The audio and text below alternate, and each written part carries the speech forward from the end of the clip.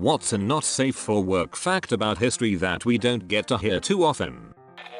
All the documentaries you see about hieroglyphs in ancient Egypt neatly avoid showing you the fertility rites where the pharaoh's phallus is inseminating the land. Edit. This is my most upvoted comment on Reddit ever, and the stack of awards was totally unexpected. It's not that they have any material value, it does show a measure of appreciation, and I am humbled by your kindness. Thank you very much, all you wonderful people. There is a lot of semen in Egyptian mythology, people just seem to ignore it. Horus and Set were at each other at all times. Apparently, according to prophecy, Horus would dethrone, kill Set, to the point that they would try to prove their superiority by seeing who could get their semen inside the other. Set, somehow, got to have the butt sex with Horus, but, somehow, Horus dodged a shot at the end. Horus simply jerked off into Set's bowl of salad. Wanked like an Egyptian. From the 13th to the 15th of February, the Romans celebrated Lupercalia, Roman precursor of Valentine's Day, which was a festival of love and fertility. Priests would sacrifice a goat and then cut the goat skin into pieces. Part of this they would wear on their heads, and other parts were cut into thongs. The men would then run around the city of Rome naked, hitting as many women with these thongs as they possibly could. Being hit would help with pregnancy or becoming pregnant. So depending on what they wanted, the women would either deliberately stand in the way of the men, or try to run away while pretty much everyone was naked. In another part of the festivities, men would draw names of women from a jar, and the goal was that they'd stay together for the duration of the festival. This would often result in a lot of, intercourse, and sometimes people actually fell in love and got married after they met during Lupercalia. We really watered that tradition down. Damn shame. Fun fact. In 44 BC, one of the runners was sitting consul Mark Antony. So he was running around buck naked slapping women a month before the Senate penetrated Caesar 23 times. Yes. King Tut's first wife was his half-sister, but she also may have been his full sister, and even at one point may have been his stepmother. If you think that's bad, which it is, look into the Ptolemy family. Tree isn't the right word. More pretzel. Less pretzel. More wicker basket. Incest was actually encouraged in ancient Egypt, as in many aristocracies, to keep the bloodline pure. Moreover, if there were twins where one was a boy and one was a girl, they were married at birth, because it was assumed that they must have banged in the womb. Hence why Tut had a club foot and such a short life. Exactly. Same case for a lot of medieval European aristocratic families as well. They didn't go for straight up sibling incest, but usually kept it to the cousins. But over the years that led to problems for a lot of them. Witches were more often mutilated than actually burned. Fun fact. None of the witches at Salem were burned at the stake. All were hanged and one man was crushed with stones. Burning was more of a European thing. Hangings were all the rage here in the colonies. Were they trying to find spare lumber to build a bridge? Who are you, so wise in the ways of science? A lot of people banged in the White House on the day of Andrew Jackson's inauguration. Why? There was a big party, and hey, how many times are you going to have that opportunity? It was just a regular house before then. In ancient Egypt, they held a fertility festival each year, and at this festival it was the pharaoh's responsibility to strip down and jerk off into the Nile. According to their mythology, the Nile was created when one of the gods jerked off. It's a river of god spudge, similar to Milky Way. According to Greek mythology, it was created when Hera was breastfeeding Hercules. Apparently, he was a nip biter, and clamped down so hard, she had to violently pull him off her tit and accidentally squirted her milk around. Good luck, Cleo. Maybe the pharaohs had a ceremonial dong to jack, like how Hatshepsut wore a fake beard. The deadliest female serial killer in US history had murdered 35 people with an axe by the time she was 18 years old. Name? Clementine Barnabas, member of a cult called the Church of Sacrifice. Preferred murdering several family members at once, often decapitating them. Not so fun fact. She was out of prison before she was 30 and never seen again. I'd rather not know what her actual body count was. What? It's okay though. She was sentenced to jail at 18 in 1912, so I'd say she's long gone by now. Hopefully. This just in. A 126-year-old woman was arrested today for being mean to a man, saying if I still had my strength, you'd be toast and a foot shorter. In 1511 a bunch of people in Brussels took part in the building of 110 vulgar snowmen as an act of protest.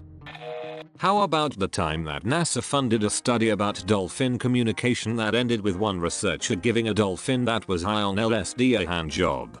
Didn't it fall in love with the woman? Then when the research was stopped, the dolphin committed suicide by swimming to the bottom of the tank and not coming back up. That's what I've heard. From the article. I got that phone call from John Lilly, she recalls. John called me himself to tell me. He said Peter had committed suicide. Rick O'Barry corroborates the use of this word. Dolphins are not automatic air breathers like we are, he explains. Every breath is a conscious effort. If life becomes too unbearable, the dolphins just take a breath and they sink to the bottom.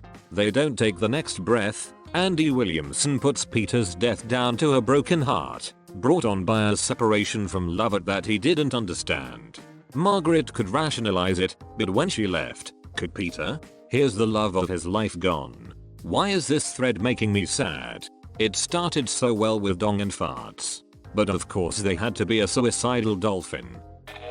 When Jadwiga, the king of Poland, medieval Poland referred to every ruler as king regardless of gender, was considering a marriage proposal from the Grand Duke of Lithuania. A chief concern among her court was that said duke was rumored to have massive genitals to the point that they would kill his wife on their wedding night. Two of her counselors volunteered to travel to Lithuania to try and discover the truth of these rumors, which naturally meant they would watch the duke as he bathed. They returned and happily reported that not only weren't the duke's genitals fatally large, they were in fact a tad smaller than average, so nothing to worry about. Thus Poland and Lithuania were united, and the rest is history. Wonder who started that rumor. Probably the guy that was hitting on Jadwiga. Guys, stop laughing, I didn't marry her cause the other dude had smaller dong. I was in the pool.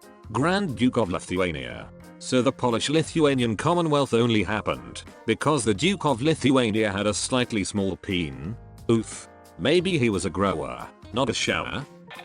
Pope Alexander VI might have held orgies where he kept track of men's orgasms while he held the position of Pope, and also definitely had an infidelity fetish, especially with women whose wedding he'd officiated. He had 4 kids with one married noblewoman, and at least another 3-5 outside of that.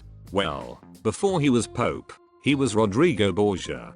There are certain things you expect from that family, exaggerated reputation or no. So very pious. During wartime some armies would wipe it on their spears so that when they stabbed, slashed enemies they'd get that extra poison damage. In medieval times, they would sling dead animals via catapult to spread disease, which was devastating in those times due to lack of proper medicine. It seems biological warfare was the world's actual first weapon of mass destruction. I learned about this in a documentary called Monty Python and the Holy Grail.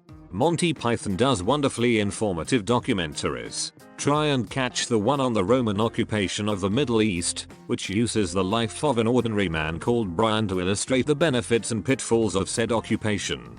Very enlightening. 1984. During the Iraq-Iran War, Iraqi forces had laid hundreds of exposed electrical wires in the Maynoon marshes which they knew the Iranians had to cross. Those wires were all snaked together and connected to large electrical generators. When Iran attempted to cross the marsh with boats, Iraq used just enough concentrated artillery to force the Iran soldiers out of the boats and walk through the marshland. As soon as that happened, the Iraqis fired up their generators and electrocuted thousands of Iranian soldiers in an instant. That's not the worst part. The Iraqis then sent in a road building detail and collected all of the Iranian dead and stacked the bodies like cordwood, 5 corpses high and 5 across, covering them with lime and then a bunch of sand. They used the Iranian dead to build a road for their trucks to cross the marshlands. The sheer hatred, madness and precision needed to pull this operation off, as well as carry it through, is just horrific to think about. Good ol' Saddam Hussein. You could have a list of atrocities just from him and his kids.